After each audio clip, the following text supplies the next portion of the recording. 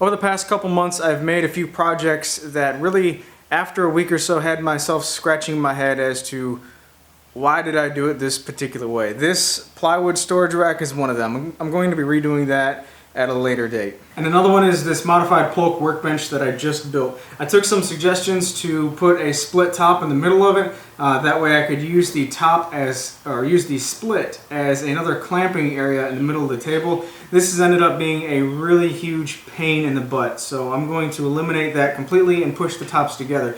The reason for me to also use the top, the split as a clamping area was because I didn't want to drill all the holes for the actual clamps that Ron Paulk used with his bench. I'm going to take the advice of a lot of people and just actually go ahead and drill all the holes anyway.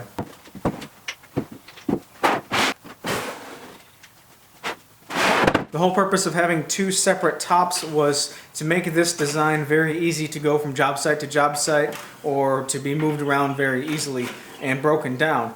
I'm never going to get this out of my shop, and I'm never going to break it down and use it on a job site, so I have absolutely no clue why I made two tops to begin with. I should have just made one solid surface top. So what I'm going to do is remove the bottom pieces, which for whatever reason I didn't glue in place, which is very beneficial in this case, and I'm going to replace them with a solid sheet of plywood. Now, because these pieces have a bunch of holes in them, that's still going to be okay because I've got some shop projects that I could use these in the future.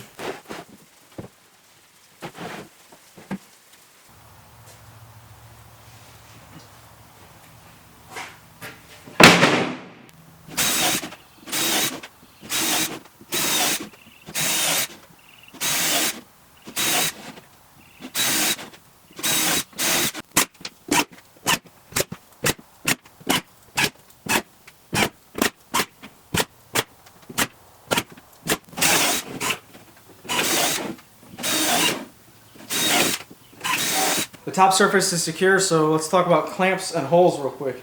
I want to use cheap Harbor Freight clamps because they're extremely cheap. This is like $3 as opposed to a Festool clamp, which is about $40. There's a lot of Festool products that I think are really awesome and I want to purchase one day, but one of their expensive $40 clamps isn't the first Festool purchase I want to make. So we can modify these Harbor Freight clamps. Now, I got this idea from a video on Facebook to where this little rivet down here, this little nub, pin, whatever you want to call it, that can be ground off. That way this whole arm can be removed, and then the bar and this arm down here can be inserted from below, and then this reattached from the top.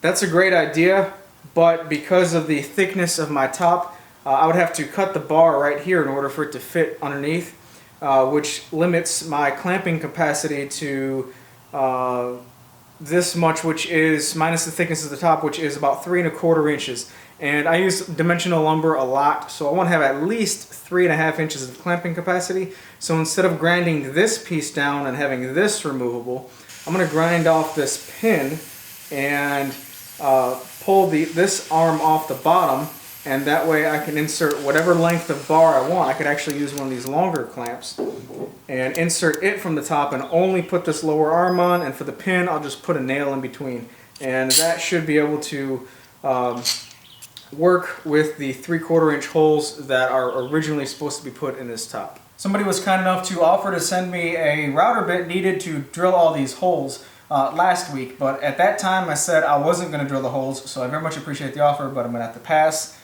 And here I am about to drill all the holes. So this time I'm going to use a 3/4 inch Forstner bit in my drill. I'm just going to grid off all of the hole locations with a chalk line.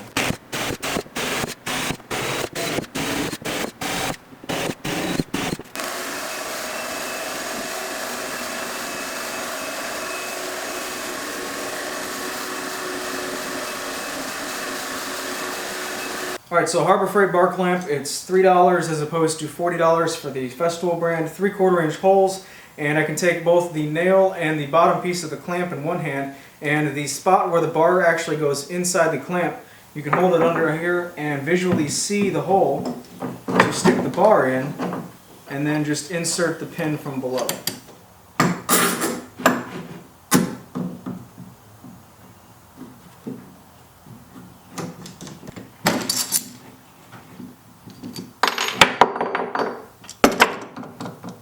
It's actually been about 6 days since I drilled those holes, and I also sprayed a couple coats of, you can kind of see it right there, a couple coats of water-based polyurethane to give it a little bit more protection, make it last a little bit longer as far as the appearance goes. But yeah, everybody who told me to drill the holes and I should have drilled the holes and hey, you should really drill the holes, go ahead and say I told you so.